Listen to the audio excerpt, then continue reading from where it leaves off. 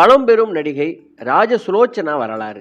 இவர் 1950 மற்றும் 1960களின் முன்னணி கதாநாயகியாக இருந்தவர். தமிழ், தெலுங்கு, கன்னடம், மலையாள மொழிகளில் 350 படங்களுக்கு மேலே அவர் நடித்திருக்கிறார்.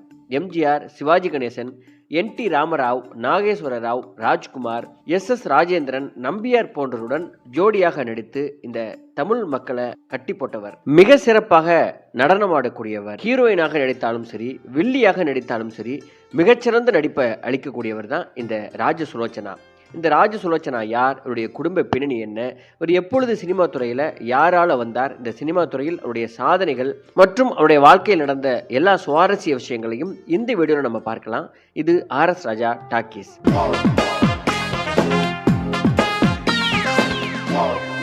இதுவரை இந்த சேனலை நீங்கள் சப்ஸ்கிரைப் பண்ணலன்னா சப்ஸ்கிரைப் பண்ணிட்டு ஒரு லைக்கையும் போட்டு வாங்க.